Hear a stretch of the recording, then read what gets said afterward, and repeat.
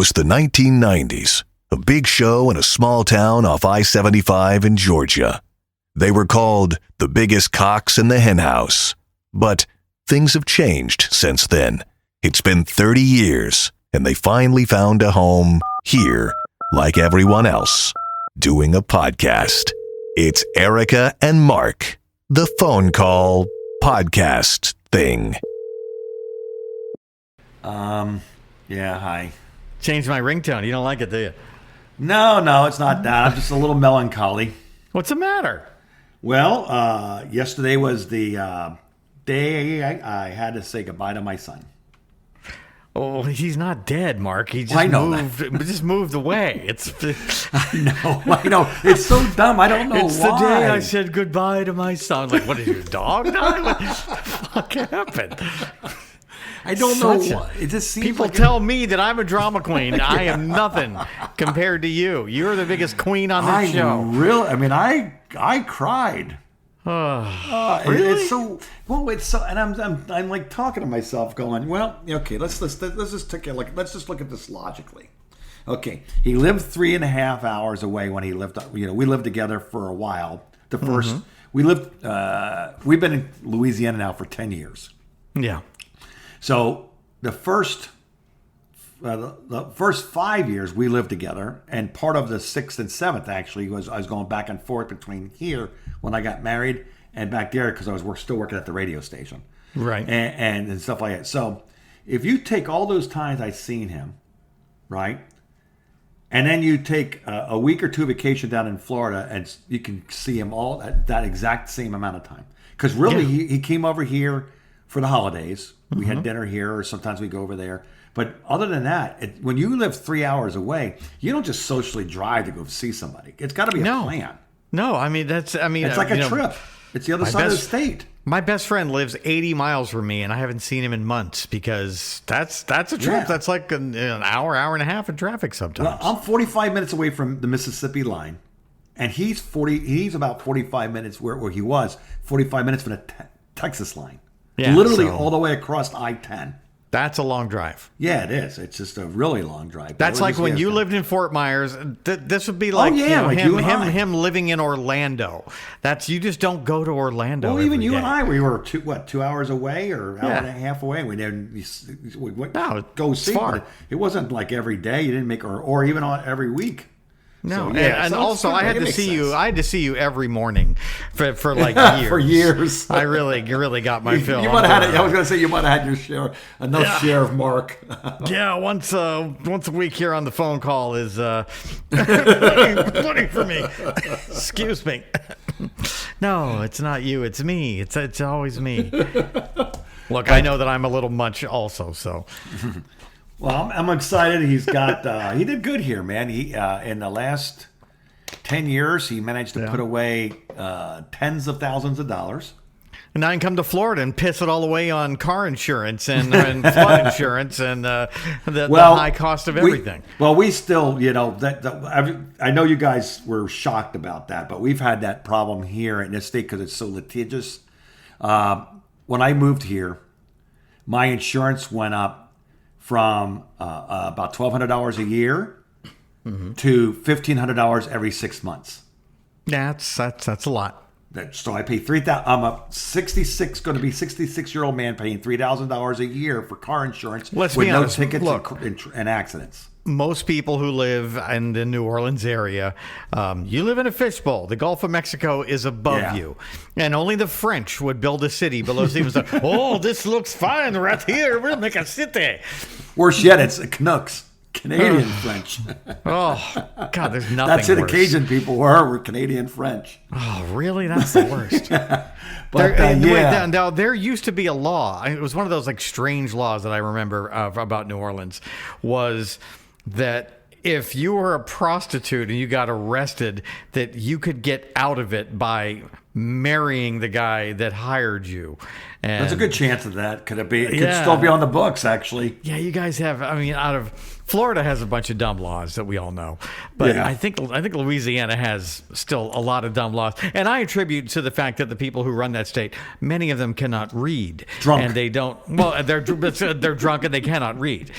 So I don't know. I don't know how you live there. I have never been to New Orleans, and I've never wanted to go there. I've had so many people say the same thing to me. It's like, worst city in America. You don't want to go there. It's it's the sixth most dangerous city in America. So it's behind what, like Baltimore? Memphis is number one. Memphis and what is it? El Paso, Texas is up probably there. Probably Chicago and but it's pretty bad. But that sounds they there for a while. They were averaging per capita. They were averaging about 2.5 murders a day for a while. Yep. So, yeah, it's a lot of gang stuff. And Let me tell you what happens here in Sarasota, what we have to live with. It's very difficult here. So I am a little bit distracted and blonde sometimes. And I'm doing a lot of multitasking, which is getting harder as I get older. So my daughter and I were at the Starbucks. I may have told you this story in a previous podcast. Again, my memory doesn't know. Right. So we were sitting at a Starbucks waiting to go to a dentist appointment that we were early for. So I had some work to do. So I opened up my laptop and I'm sitting at the Starbucks, working. And my daughter goes to the bathroom, and I'm just like, oh, now I have to wait for her. And then somebody called me, so I'm on the phone with them. And then my daughter comes out of the bathroom, and then we get to the car. We're like, oh, we got to get to our appointment. It's like 5 minutes. Totally left my laptop on the table at Starbucks. My $6,000 MacBook Pro is sitting there on the table in the open at 2:00 in the afternoon. And luckily, I got all my work done before I left. So I don't realize this until after we leave the dentist some 2 hours later. Oh, crap. And I'm like, where the hell's my laptop? And I'm looking in the back of it. She's like, did you put it in the trunk? No, I would never put that in the trunk. Oh, my God, I left it at the Starbucks. So we haul ass back to the Starbucks and just come screeching up to the door. Daughter jumps out of the car, goes running in. It's sitting right there where I left it on the table. None of the employees. No. And for all that under never happening in New Orleans. My racist daughter comes back out and she just says, oh, thank you, white people town. And I'm like, because she lived in Gainesville where she had some things stolen. And, that's a tough town. So she, I didn't teach her that, but she certainly learned it on her own. and I was like, yeah. Not real proud of you right now, honey, but you're not wrong either. I was going to say, you get a car that bad boy gone, man, in New Orleans. Pretty much anywhere. If I'd been in Bradenton, it would have been gone 5 minutes later. But no, not here in good old Sarah. I'm surprised somebody didn't find it, open it up and see my name and look for me on Facebook and say, hey, listen to this. I went to an Italian place last week with a friend of mine, and we're talking, and they bring us our the box for the leftover pizza, and we're still sitting there finishing our drinks. And then we get up and leave, and I suppose each one of us thought that the other picked up the pizza box with the leftovers in it, and we didn't. And we go somewhere else. We went shopping. We went looking for something. I get a message on my Instagram, or not my Instagram, my Facebook Messenger, and I'm like, who the hell is this? It's a stranger. So I hit accept just for funsies. It's the waitress who found me from my credit card receipt and said, hey, you left your pizza here. I'll keep it in the back in the fridge for if you want to come back and get it. Very cool. Wow. That's what Sarasota is. I've never had that happen anywhere but here. I wish I could talk my son into moving to Sarasota then. Oh, it's so nice. Your son's half brown though. So yes. Yeah, well, that'll bring the property value down. Half a Mexican. So I spend an inordinate amount of time on Reddit. And apparently ICE has been very active around here lately. And they've been rounding people up, dude. Like people at, office jobs. It's traumatizing people with ICE coming into like office parks where people have white collar jobs and they're hauling people away. And then nobody hears from them again. They just don't hear from them. It's just really odd. It's like, I kind of get both sides of it because me too. Did I ever tell you did I ever tell the story about somebody, I'm just going to say it this way, somebody that I, through a fourth or fifth party, heard a story about someone. I really had to, I would need to push myself pretty far away. I heard from a guy who heard from a guy who said he heard it from a guy. And I don't even know if this is true. Right.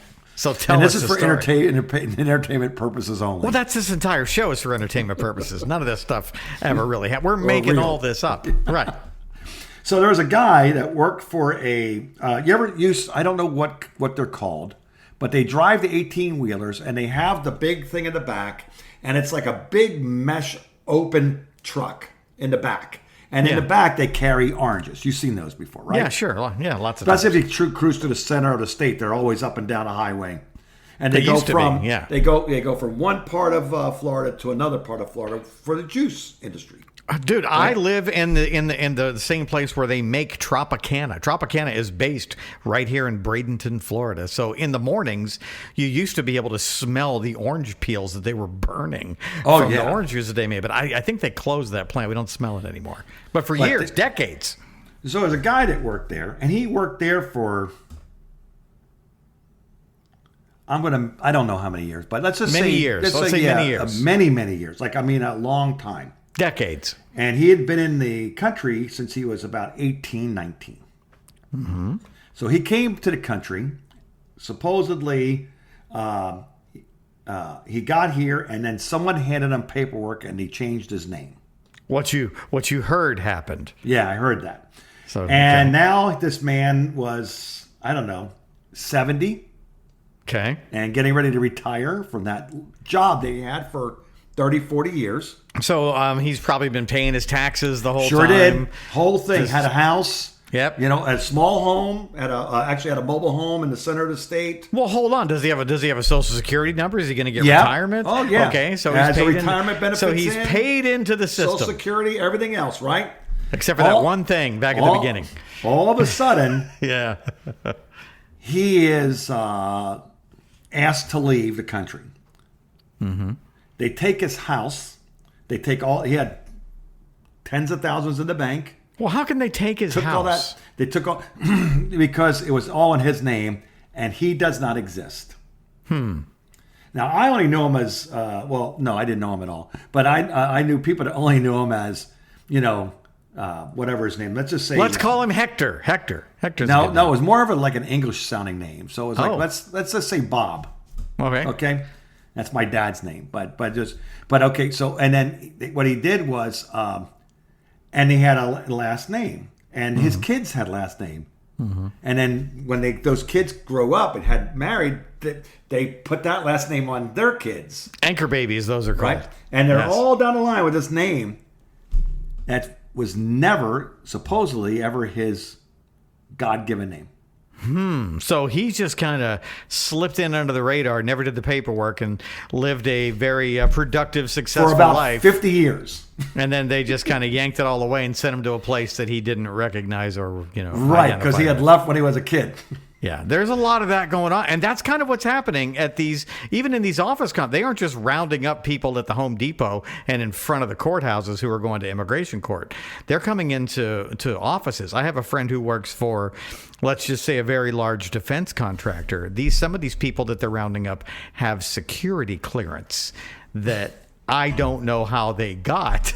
And it's so these weird. People get literally taken away, and you never hear from them again. It's like, well, are they coming back? Nobody even knows where they are. That's a little scary to me. It looks like there's two ways of coming in. There's one where you never pay it back through the drug lords and stuff. You just kind of live a cash life under the radar. Yeah. Then if you're lucky, you get something like he got, where it was like it's seal. Somebody passed, and around the same age. Yeah, you just similar, and it just and then it looks to me assimilate. Like, and it looks like if you can assimilate everything, what used to be fine. Now this, by the way, this happened over 20 years ago. To Bob. Yeah. Yeah. So they were just way behind on things, and it's kind of weird about it because there's like I said, I get both because I those that don't know, my first wife was Hispanic. She's second generation. She not was Hispanic. She currently she still is. Yeah. She's still alive. So it's second. She's second generation, born in America. Mm-hmm. But they came in the correct way, but they had a hard life. They lived. So my ex grew up as a kid, just leaving the migrant circuit. They were all working hard. Her aunts and uncles and her parents were all part of the migrant system. About the whole quiet indentured servitude culture that still exists all through this country. Yeah. Now, there's another thing, too, that in that culture that I learned, too. The guys everybody's fighting about how they work and they don't get paid any money and things like that for the thing. And the farmers are ripping them off, right? Mm-hmm. Yep. Not true. Not really. Really, no. Not true. Okay, but what about the farmers who are paying them a lot of money and then saying, but you have to live on my property in my duplex or in my trailer, and that's $1,000 that's being negotiated by a guy that speaks both languages, that's been here for a while. Mexican Union. And he gets most of the money. Oh. And then he pays them.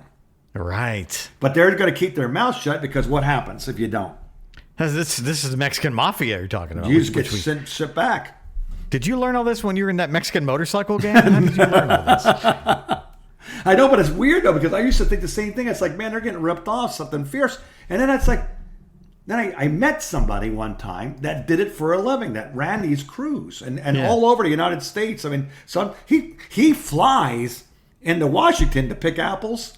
Mm-hmm. He flies in, gathers all these people around, negotiates a $50,000 deal, and pays $30 to himself, and the 20 goes spreads out amongst them.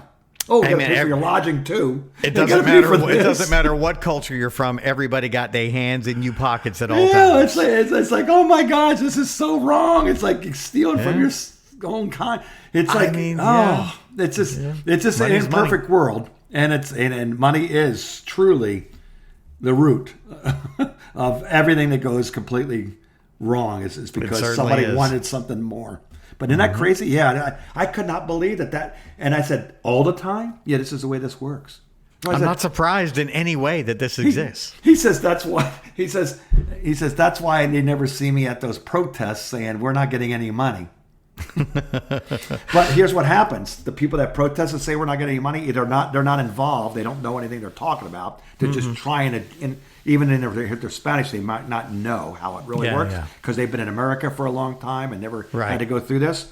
But the ones that do know are paid by the other people. Everybody's getting paid to do. I love that.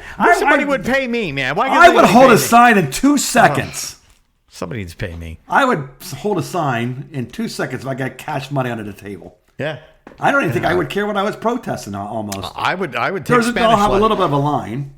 Well, I would take Spanish lessons. That's how much I would do it. I would totally do it. Well, let's take a quick break because I got to come back. We got to talk about as much as I don't want to bring this subject up. Oh no, what? Because I didn't like what we had to talk about last time we spoke on the phone, but I had to bring it up, and I know it's your fault because you made me say it, you made me hear it, and then my phone's listen to me. Listen, Siri. Did you hear? Yes, Siri had decided that she was going to show me something about this particular subject that really freaked me out. Oh, this is about AI, isn't it? No. All right, let's take a break. But it is an A. All right. Let me just leave you with this. Annabelle. Erica and Mark.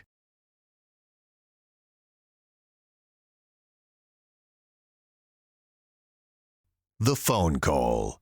Okay, so what did I do to you?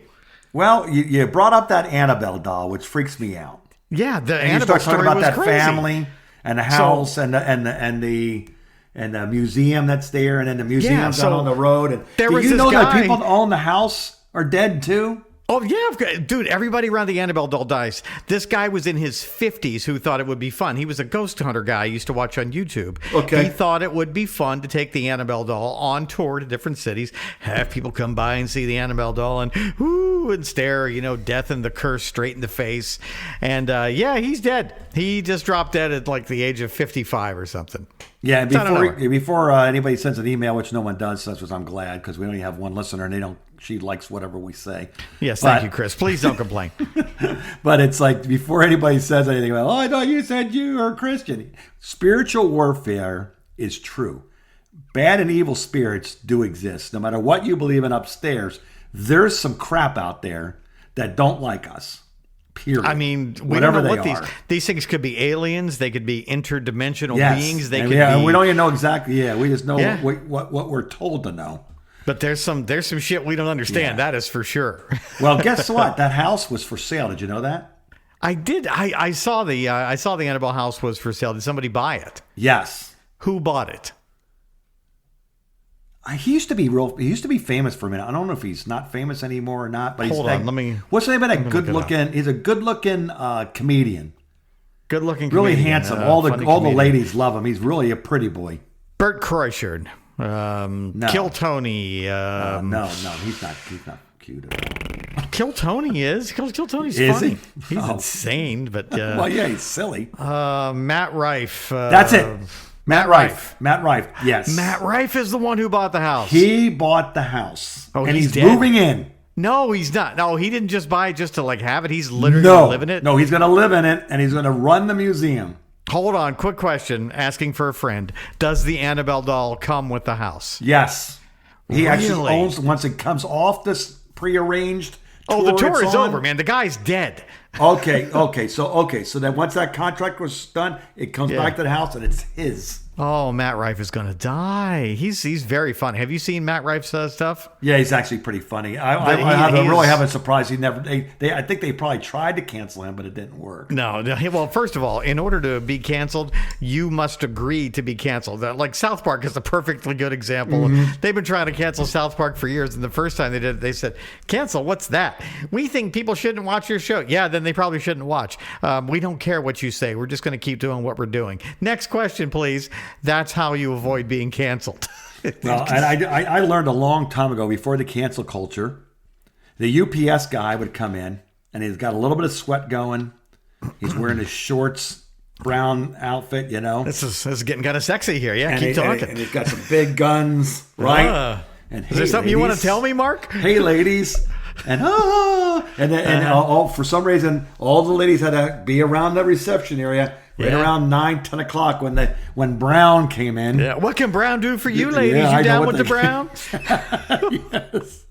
Now, I say, hey, nice outfit. I'm in HR. No, well, that's probably true too. Yeah. So you got to look at Matt Rife.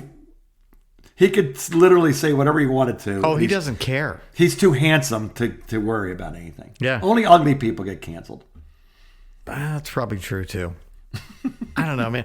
Louis C.K. is an okay-looking guy. He got really canceled, but again, that's a guy who allowed himself to be canceled. I agree with what you said. What was he doing? He was, first of all, they used to talk about what Louis was doing on Opie and Anthony all the time. We all knew that Louis liked to jerk off in front of young girls. That was something that they used to make fun of him about it because it is gross. It's so gross. But I didn't know that it was a secret, and suddenly it comes out. And dude, I saw him at McCurdy's Comedy Club here in Sarasota when he in the height of him being canceled in a way. A friend of mine messages me on Facebook and says, "Hey, Louis C.K. is coming to McCurdy's tonight. Do you want to go?" And I'm like, "What? What's he doing in this little town? McCurdy's holds like 100 people maybe." And he said, "I don't know, but do you want to go?" I'm like, "Yes, of course I want to go. I'll see you there." So we go, and it's packed. It's like a word of mouth thing only, and I am sitting 3 feet away from Louis, right there in the front, like at a table in the front, and he's like from me to the door away from me, and he's working on his new material, and it was some of the best stuff that he ever did. It was the material he used on his comeback tour, like the bits where he would say, you know, my family, people think I'm Mexican because my heritage is Mexican. I was born in Mexico. You know, I look like a white guy, but I was born in Mexico to German parents who immigrated to Mexico back in the 1940s. And boy, if they hadn't done that, God knows what might have happened. I might not even be here. You know, who knows? And he goes into this whole long story about his family and his new girlfriend and how he went, since he got canceled. He said, I couldn't go anywhere in the United States because everybody knows my thing now. You know how everybody has a thing? Well, everybody knows what my thing is. And I couldn't show my face in America because everybody hated me. He's like, Obama knew what my thing was. That's how many people knew what my thing was. So I go to Europe and I meet this woman in France, and, she becomes my girlfriend, and we just travel all over Europe.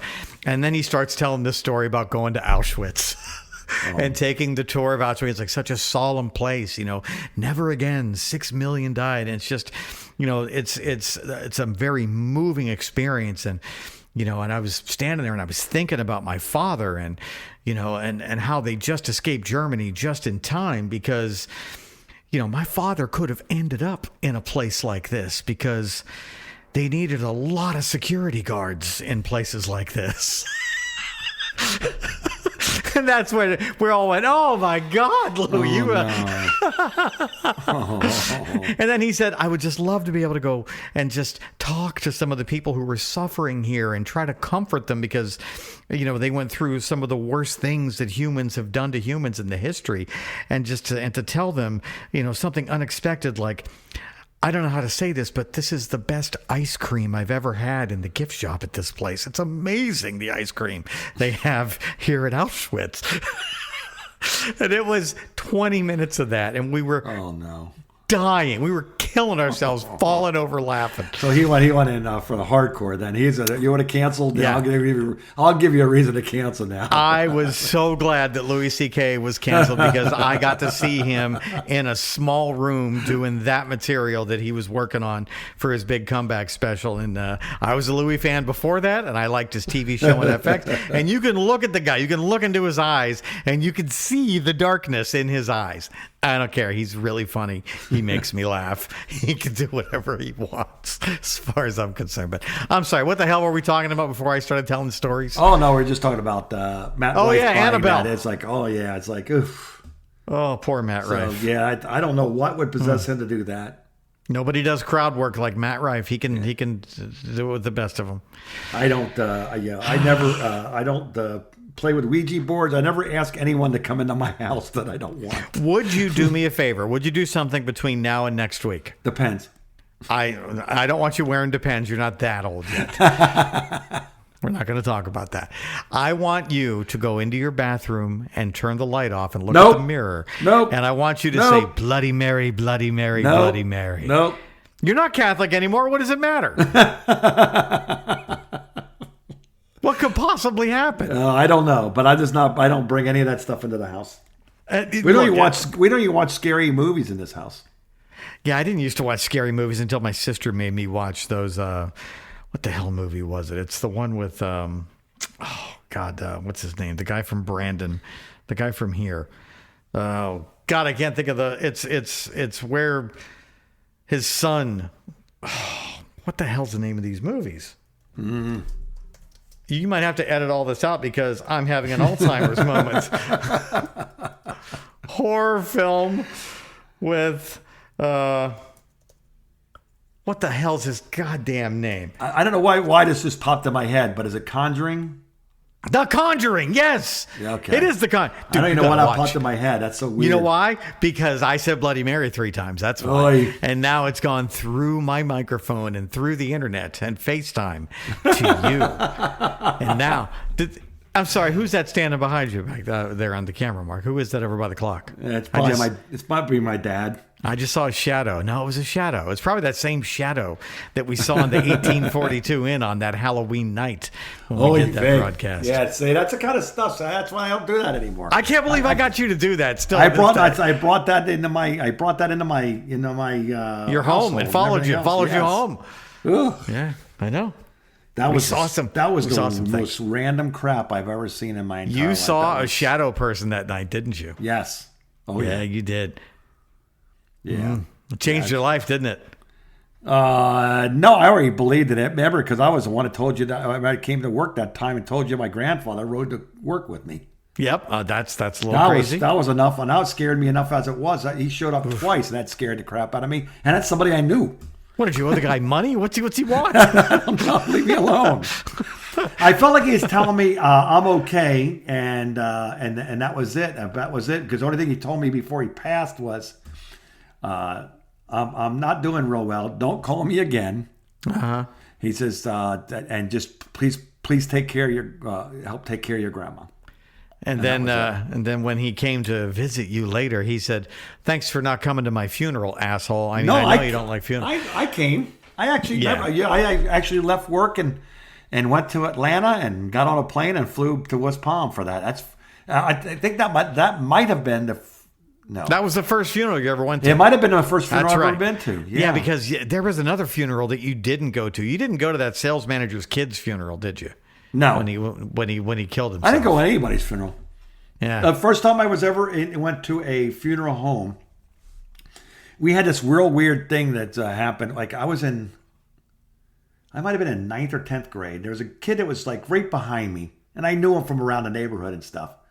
But I think he was a grade behind me, I also went to a different high school than everybody else did. But he got up. What happened, I understand, is he got in the morning. He was going up the stairs on the bus, right, and like kind of lost his balance and fell backwards. Oh, smacked his head in the pavement. Done. No, what? He died. They found out he just died. His heart gave out before that. He had a heart attack. So like 14 years old. Had a heart attack? 14 years old. He had a heart attack. Oh my God. Real weird. Talk about sending a really weird feeling when you're that young. Yeah, that's somebody. You figured out that's 14. That's 14 years old. You're thinking, oh man, I'm at least 60 years away from that. I'm invincible. I'm 14. Yes. I'm full of piss and vinegar. So I went to the funeral home for the viewing and visitation and all that because all the kids went, and my mom said you should go, and you knew them and things like that. So I went, and I was like, man, I couldn't get out of there quick enough. And I immediately got to a payphone, called my mom, said, come back and pick me up. Was he your first funeral? Yes, that's the first time I'd been to anything. Yeah, I didn't. Yeah, dude, I was not allowed to go to funerals back then. There was a girl that was in my brother's class, which was 2 grades behind me, and she went to our church too. And her sister and I were in the same grade. And this girl, I think she was in 3rd grade, and we were in 5th grade. And she got her tonsils out. And I guess something went wrong after she got sent home, and she was choking in her sleep, and she ended up like drowning in her own blood. 3rd grade, and we were all very upset because she went to our church, and her sister was in class with me. Young. Yeah, and they wouldn't let us go to the funeral. The first funeral I went to was my 95-year-old great grandmother, my mother's grandmother, and she's old. We expected her to die, and I think I was probably 12 or 13. But that was weird, man. Going to my first, I'll never forget an open casket with my great grandma laying there, and that was. Yeah, I went when I was 21 or so, 21, 22, somewhere around there. I don't remember because I know it was. Legal drinking time was when you were 18, so I have no idea what year it was. It was during my party time when I was working at nightclubs and stuff. But my grandfather on my dad's side was the first one to go, and he passed. And I went to the hospital to see him before they called everybody there. So my dad said, "Come by and see," because your grandfather's going to be passing soon. I went by and I gave him a hug and I held his hand, and we talked for a little bit and stuff, and that was it. But I never went to his funeral. And then my grandmother, she had a heart attack, his wife, and This is our Angel of Death segment, by the way. Sure, not where I was living, but I didn't go to that funeral either. The first funeral, yes. So the first funeral I actually went to, like full funeral, and did everything, was with my grandfather, and then I went to my grandmother's. And you were 40 when you went to your first full-blown funeral. Yes. How did you make it that far? Dude, Brian makes fun of me. My friend Brian makes fun of me. He calls me the Angel of Death because Brian's like, I know a lot. I know thousands of people, and none of them know as many dead people as you. I don't know anybody who has lost more people than you. It's not even close. You have been to so many funerals, and not just, people, these are people that you know or are related to. I'm like, yeah, you're probably right. He's like, I don't know how you do it. And I'm like, you do. Yeah. Funerals are not for the dead. Funerals are for the living. I didn't want to go to my dad's funeral. My mom had to make me go to my dad's funeral. because I just didn't want to go. And she said, you have to go because your brother and sister are there and you're the oldest. And funerals are not for the dead people. They're for you. They're for your closure. And if you don't go, you're going to regret it. And I was like, oh, I hate it when she's right. So I just didn't want to go. I just didn't think I could handle it. It's my dad. Right. Yeah, it was tough. My dad didn't have a funeral, but we just had a little thing out there in the off the Jupiter Inlet out in the ocean.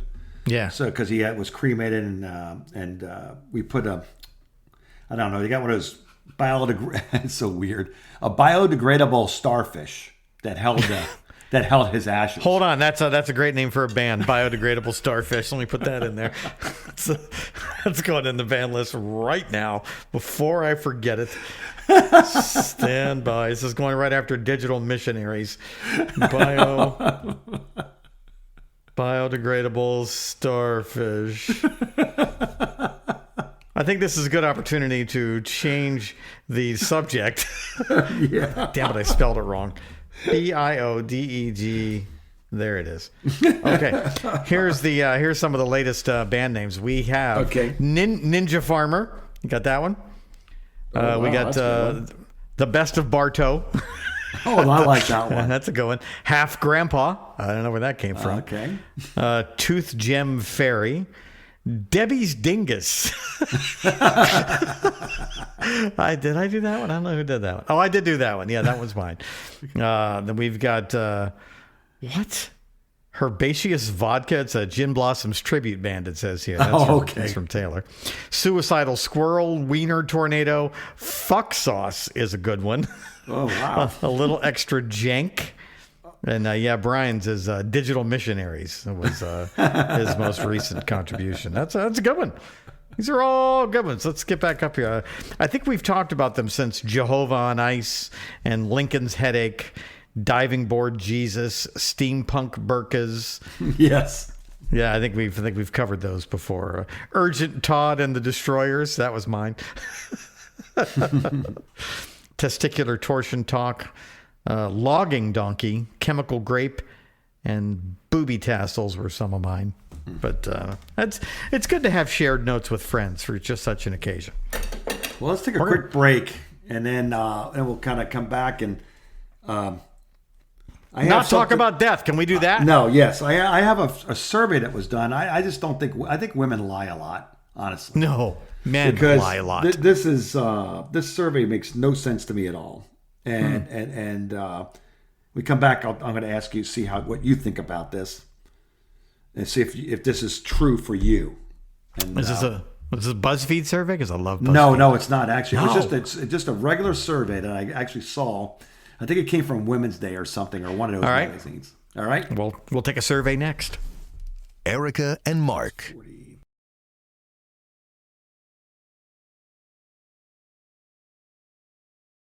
The phone call. All right, come on, survey me. Let's go. I love to give people my unsolicited opinion. Women over 35 will not. This is the key. Won't. Okay, this is the key. That's the word I want you to focus on. Yep. Date men below 32. Bullcrap. That's probably true. Okay, so is it because the word date is implied?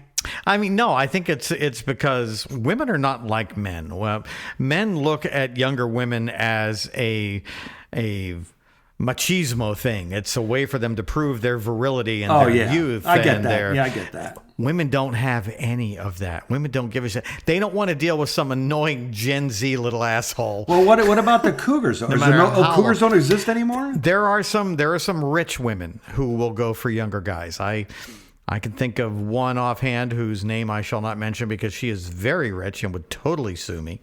But yeah, I can think of one who's probably in her mid to late 40s. The last time I saw her, she was some 25-year-old kid who could probably go all night, and that's probably what she was looking for. Yeah, because when I saw that, I said, well, maybe they mean date because, like, in other words, going out and doing things because you really, other than sex. Date, bang, same thing. That's what we're talking about. Yeah, that's what. So I would then know if they're talking about sex or if they're just talking about dating, because I would see why I understand the cougar part when you're trying to find yourself as a woman again, and then you want some young guy Again, those are usually rich women, rich, good-looking women who are looking for hot young studs just to have a little boy toy around this. It's like banging the pool guy. It's the same thing. Oh, gross. Yeah. You rethinking your career choices? Maybe you should have been a pool guy. I had an opportunity to be a pool boy, but I didn't. I chose. Yeah, that's why my parents did for a living. They owned a swimming pool business. Interesting. But, we'll have to tackle that at another time. Yeah. Oh my gosh! But I saw that and I said that can't possibly be true. What else you got? All right. How about I got a pretty good one here. Mm-hmm. These are things everyone should know by the age of 40. Okay. And I think this might be kind of true.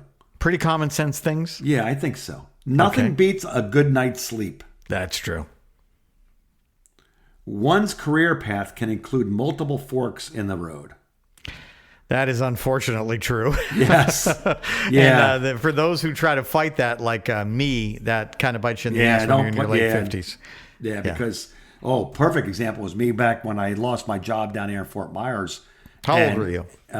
50. 50? That's young. That's pretty young. What the problem was is nobody wanted to, my wife at that time did not want to move. Yeah. And I was stuck trying to reinvent myself. I believe you worked at an Arby's for a minute. Yes, as a bathroom. They called it assistant manager cleaner, but I would say it was more like French fry attendant / bathroom cleaner. Look, the bathrooms are the most important part of a restaurant. If you have clean bathrooms, you can trust the food there. Well, I know one thing. It did humble me a lot because that's where I came from when I was a kid, working in restaurant business and stuff. So it was very humbling. Oh, I thought you were going to say working in the bathroom. Okay. That makes me want to go to Arby's now. I haven't been to Arby's in a while. If you're not a people person, you probably will never be. Yeah, that's probably true. After you turn 40, you are who you're going to be. You are, yeah, that's it. Yeah, that wiring is all wired in. Yeah, good luck trying to change because I'm going to tell you, just based off the stuff I'm trying to change from my poor habits and my incredible codependent issues and everything else. It literally is a labor-intensive thing. It doesn't come naturally to me. Would you say that you're codependent on this podcast? The mandatory phone call of friendship. No. Okay, that's good. So you've beaten it, or I've just annoyed you so much that I've just given up. You're never going to love me the way I need to be loved. That's true. It's very true. When to talk and when to listen. You should know that by the time you're 40, but it took me to 60. So I was talking to my other secret daughter, Taylor, about this the other day.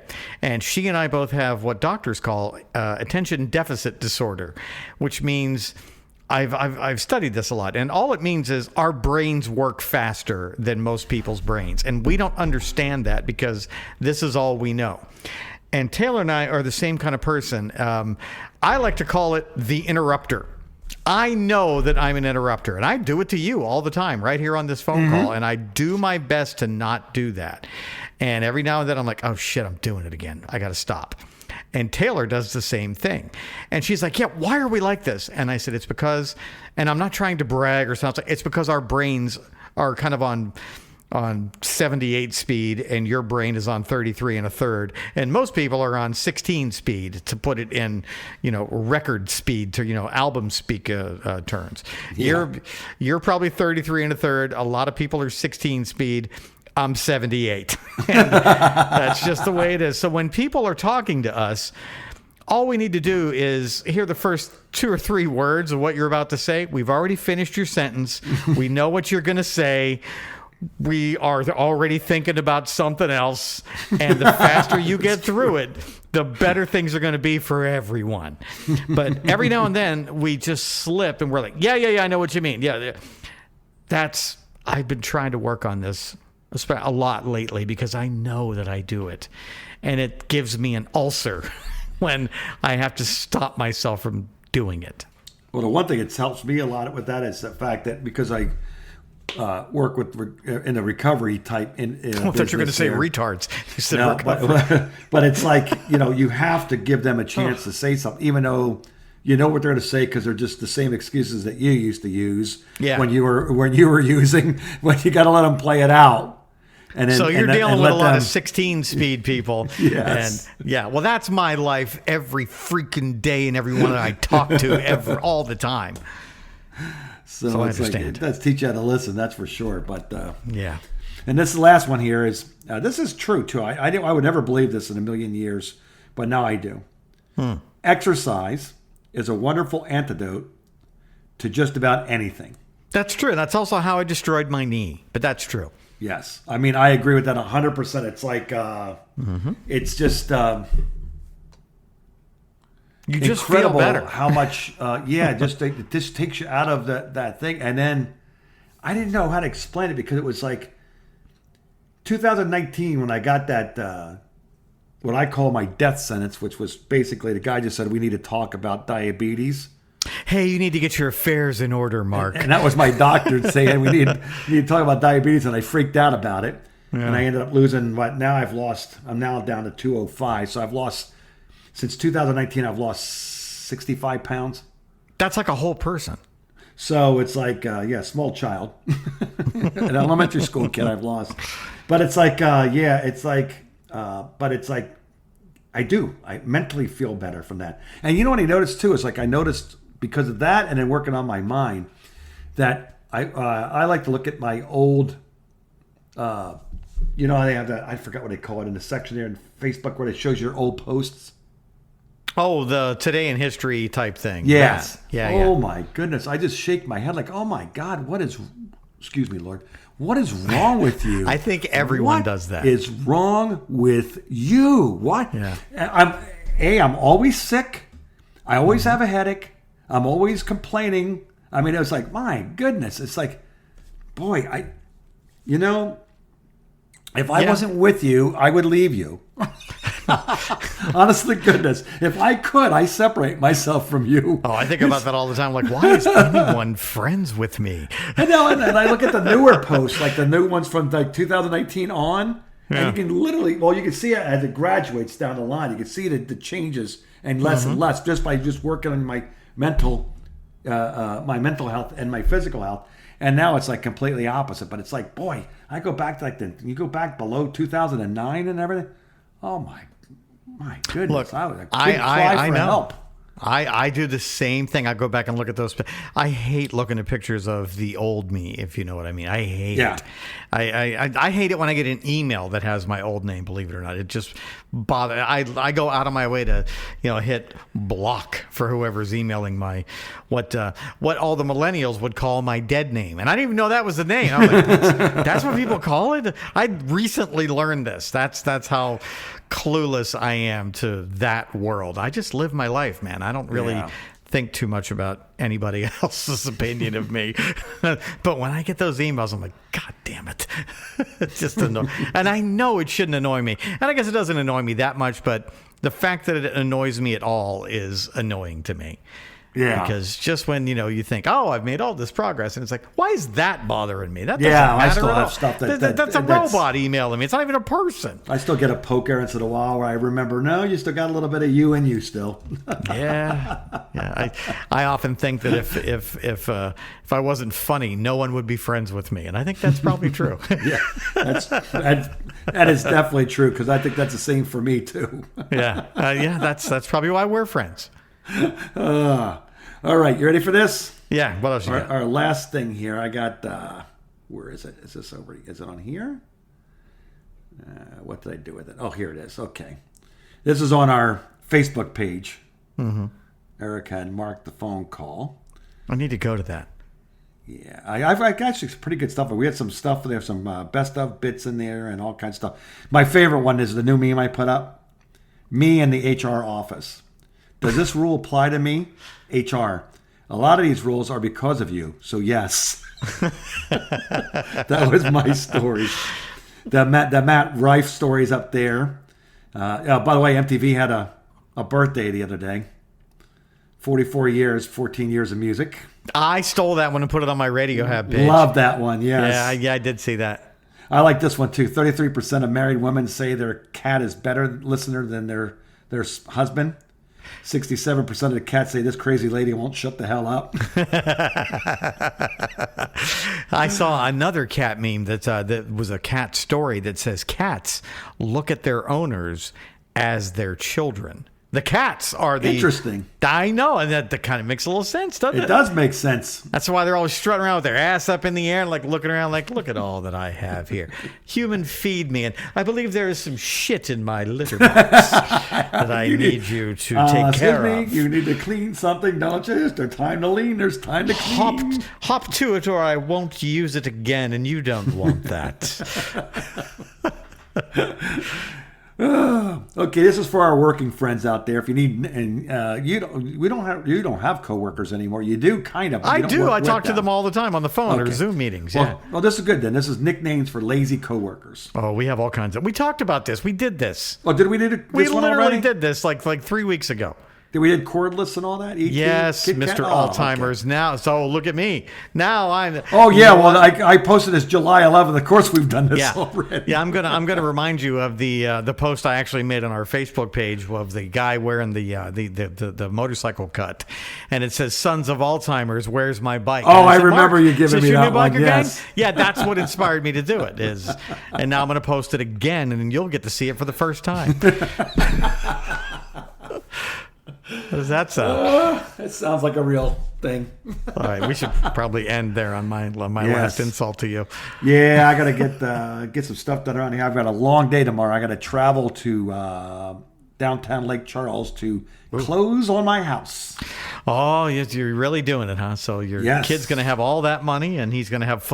Now, does he have Florida license plates on his car, or does he have Louisiana plates? He has all Louisiana plates, and he's got the Louisiana driver's license. It's been there too long, and I'm going to tell you, they were real fast about that. The police down here, he got it switched pretty quickly when he moved up here, and I did too, because we knew we were going to be here for a little bit. I got pulled over for that in Georgia his girlfriend probably 3 times. Was about a year, almost a year in, and got 2 tickets for having her Florida plates. Yeah. She refused to. She still I think she may still have her Florida license though. Man, when I was living in Tifton back in the 80s, I still had my Florida plates, and they didn't like that down there in South Georgia. These Florida cars driving around, they knew who I was from the radio somehow, so I didn't get tickets. But I certainly got hassled. I think it was 2 or 3 times to the point where I was like, all right, I got to just go get it. God damn it. I didn't want Georgia plates on my car. I think it's pretty easy to get your tag and everything done in Florida compared to here, right? If you already been registered a car there before and already registered I think they give you your same driver's license again when you come back. So Florida has recently changed their driver's license policy because I had to change my address when I moved to Sarasota last year from St. Pete. And it was but they make you go in because they want to take your picture again, just so they have an updated picture of you. So I go in and I do the thing. I pay whatever it is, like $15 to get a new license. And they take my picture and I shove the thing in my wallet and I go over to the Mercedes dealer next door where my friend is a service advisor, and she said she wasn't busy, so I'm hanging out with her. And she's like, let me see your new driver's license picture, see how bad it is. And, we're laughing. And I look at the number, and the number is completely different. Oh, really? And I'm like, whoa, this number doesn't even resemble, because I have my old driver's license number memorized. Yeah, I've me had too. it since I was 16 years old. I still know my old Florida driver's license me number. too. I mean, mine starts with H135. That's, I won't tell you the rest. And they did change it after I changed my name before I had my surgery. So I found out in Florida, if you have the last, how you have those last 3 numbers and then a dash and then another number. Yeah. Those last 3 numbers, that group, if you are 000 to, I think it's 499, that indicates that you are male. If you are 500 to 999, you are female. Okay, so that's maybe it's the other, or maybe it's the other way around. I can't remember. Yes. So no, that's not why. So I changed it, and they just gave me a new driver's license number. It was the same except for those 3 numbers. They changed those 3 numbers only. So when I go to get my license changed last year when I moved, I did it within 30 days, so I would be all nice and legal, and I'm looking at my license over at the Mercedes dealer. I'm like, what the hell? They gave me they screwed up my information. This is not my driver's license number. None of this is the same. Shit. So, but I'm right next door to the DMV. Right. So I go hauling ass back over. I'm like, waiting in line. I'm like, hey, there's been a mistake with my license. That is not my driver's license number. And the guy said, oh, the clerk should have explained it to you. Everybody in the state of Florida is getting new driver's license numbers because there's so much fraud. Everybody's identity now has been stolen and is on the dark web somewhere, including your driver's license number. So they're going to change up people's driver's license numbers all the time now. And I'm like, really? Okay, so panic averted. Does it still have the your letter and your date of birth in it? Yes. Year of birth? Yeah, everything is the same except for your entire driver's license number. The numbers are all totally different. Yes. How about that? That's interesting. I know. I literally panicked there I'm like, oh my God, what the hell? This is how could they make such a colossal error? You would think that the girl who did it at the thing would tell me that, oh, by the way, you have a new number. Make sure you look on. But apparently they haven't gotten that training at the Sarasota DMV yet. To maybe tell the people. That's a pretty big shock, man. You should. That should be something that's important to tell them. Yeah, and I'm like, dude, I've had that since I was 16. That's like, I've had that since 1980 something. I don't want to think about it, but funny story. When I moved back here from Georgia, not the second time, but the first time I moved back here, they made me take my driving test again. Not the written part, the driving part. So I went to the DMV like the day after I moved back from Georgia back to Florida because I had to get rid of those Georgia license plates. And I just wanted to change everything over. So they were like, okay, and if you want to wait over here, we'll have an instructor come out for you in about 10 minutes. And I'm like, instructor for what? Oh, yeah, you have to take the driving portion of the test. Well, do I have to take the written test? No, not the written test because you already have a license. But you have to approve the drive. And I'm like, oh my God! So I have to go. Wow, that's interesting. And I'm in my 5-speed Mustang GT with mag wheels and right. And he went to the parallel park. Yeah, but I was like, how old was I? I think I was like 21 or 22. Yeah. And I'm like. The guy gets in the car and he says, hey. And I said, I didn't think I would ever have to be doing this again. He's like, yeah, all the people who move in here from out of state. I'm like, but I'm from here. I just moved back. He's like, doesn't matter. If you're moving from another state, you got to take the driving test again. And I'm thinking to myself, well, that's probably not the worst idea. I doubt they still do that. But that's really not the worst idea, especially if you're old and you move in here from another state. Yeah, definitely. Yeah. Yeah, that's... But that was a little stressful because he made me parallel park. Oh, yeah. Oh, boy. Which, fortunately, I'm an expert at parallel parking, by the way. I'm very good at parallel. I always have been. But that was it was a little weird. So technically, I've taken my driver's license test 3 times. Ask me why 3 times, Mark. Why 3? Failed it the first time when I was 16. Did you really? Wow. I swear to God I did. Me, of all people, failed my driving test because it was on a closed course. They didn't take you out into traffic. And it was this confusing. It was like a parking lot with a bunch of signs and shit. It was all just kind of jumbled together, and it was kind of confusing. And I had never seen it before. Right. I hadn't had a chance to practice. And I just ran through a stop sign. It's up, fail. You can take the test again in 2 weeks. Please go back. And I'm like, oh my God, now I got to live with failing my driver's test for the first. I'm like the only person I know that failed their first driver's test. My first driver's license test was taken in one of those. Remember the old Model T? The late 70 Ford T-Birds, Thunderbirds that had the short back and the long front? Sure. Yep. That's what my dad had. And that's what I did my parallel parking with that big long beak. Those cars were gigantic. You could land a helicopter on the hood of those Thunderbirds. They were huge. They were not sporty. Oh, no, I was lucky. I took mine in my mom's tan and brown 1979 Pontiac Grand Prix, which was much easier to drive. I learned how to drive in a old 1970s 5-speed Mazda truck. Well, that's an easy truck to drive, though. Yeah. That's how I learned. My grandfather said, we're going to teach you how to drive. You're going to learn how to drive stick first. Then we'll worry about nonstick. My dad taught me how to drive stick second. I think it was, I think I still had my permit. I didn't have my license yet. And he took me out. We still lived in Pennsylvania then. And I was, you can't get your permit in Pennsylvania until you're 16. Here in Florida, when you're 15. 15, yeah. But you have to wait to take the test until you're 16. In Pennsylvania, if you want to, on your 16th birthday, if you go in there and pass the written test and the driving test, you can get a license on your 16th birthday with no experience driving a car on the road, which seems insane to me. Yeah, now. You should have that year. That year is pretty helpful. There was no gap year. You could just go. If you could pass it, you can have it. They didn't care. So yeah, I know it was kind of crazy to think that that's the way that they did it. But man, Florida's a completely different different place. What's the deal in Louisiana? Do you know? Can you get it when you're 15 there? I don't know how old you are here when you get driver's license. Honestly, I think it's the same thing, but I think they have some like weird things like you have to do. Like for a kid, like you have to log in daytime and nighttime driving. Yeah. With somebody, and then there's like all different kind, and then there's some special other things like drunk driving courses and stuff you have to take and things like that because they are already willing to know that you're going to be drunk when you're driving here. There is some kind of a expectation in Louisiana that you will be drinking and driving, son, and we're going to do our best to make sure you do it right. Oh, that's what I was.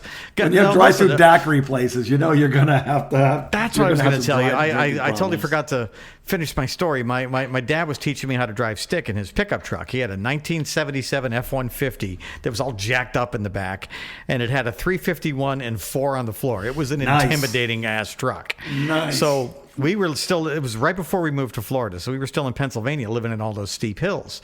So we go on this dirt road that's right near the house that's got a big turn up toward the top of the hill, like almost a 90-degree turn. So I make the turn and I'm just going up the hill and he's like, okay, push in the clutch and stop. Don't stall the truck. So I pushed in the clutch and I stopped and he said, all right, I want you to go. And don't drift backwards because we'll go over that hill. And that's about 100 feet down that hill. And we'll never get pulled out of there. So don't mess up. My freaking boomer father had decided that to give me a little pressure to see if I could not kill us both. And I'm like, what? I haven't done this before. I just literally started driving. But I've been riding motorcycles for years. So driving a clutch was easy for me to understand. It's the same thing as a motorcycle. And putting in some gas. And so I'm like, okay, this is like my bike, only I don't have the handbrake on the on my on the handlebar. So I just gave it a little more gas and let the clutch out nice, and he spun the tires and took off. Didn't even stall it. And he was like, "Yep, that's and that clutch grabbed a millimeter off of the floor in that truck. I mean, there was no soft clutch in that truck, and if you let the clutch out too fast, you would stall. Right. So, oh man. Oh, that was a good trial by fire. I grew up at a time when nothing was open on Sundays, so that's when you got your driver's license. You were in a Kmart parking lot or a grocery store parking lot because the parking lot was completely empty. Ours was when we would go camping up in the mountains, where we still go to this day in the fall. There was just this giant parking lot in the state park where we used to go to that was never crowded. And that was where me and my brother and sister and all of my cousins, all of us did the same thing. Well, our dads would let us drive around that parking lot all the time. We were like 12, 13 years old. Just driving, can't see over the steering wheel of the truck, but we're driving the truck like sitting on his lap or sitting on a phone book or something. Oh yeah. Oh gosh. All right. I did the same thing to my daughter. When my daughter was probably 14, she was driving my $50,000 Chevy SS around the neighborhood where she lived in Sarasota because it was a residential neighborhood, no traffic. You can't go more than 25 miles an hour, and it's literally just idling around. So, which I think she was 14, maybe 13 when we first started doing that. She's like, aren't we going to get in trouble? And I said, if we do, I'll handle it. I can talk us out of that. Don't worry. Because what cop isn't going to respect a parent teaching their kid just idling around these not busy neighborhoods? The dick kind, but yeah, you're right, though. It shouldn't be. Even then, I mean, and it would have been easy for me to stop the car because all I got to do is reach over to the console, put the car in neutral, and pull up the emergency brake. And that would have stopped the car if she'd done something stupid. Right. But she did great. She never scared me even once. I had her, when she was 14, I had her drive over to the library and start pulling the car into parking spaces. And then I made her back the car into parking spaces. So she was good to go when she was 15. I was not worried about her driving at all. She did great. And now she drives a stick shift, GTI, and anything else you can throw at her. She showed up here at my house today driving a TRX. Really? Yes, a freaking giant ass 700 horsepower truck. Yeah, and I'm like, what are you doing? And she's like, oh, I told him I was taking the truck to. I love this thing. And I'm like, that's my girl. Definitely got that from you. That's she definitely you. got that from me. She's ruined. Poor kid. All right, let's get out of here. We've talked over an hour. We got to stop doing this. This is being very boring for my friend Chris, who I will buy Chinese food for if she sat through for this long. But she has to ask me to buy Chinese food because she listened this far. It's perfect. And the key word is China, China, China. So if you say that to me, Chris, I will buy you Chinese food the next time we go. There we go. All right. Talk to you later, man. All right, see you. Have a good week. Erica and Mark. The phone call.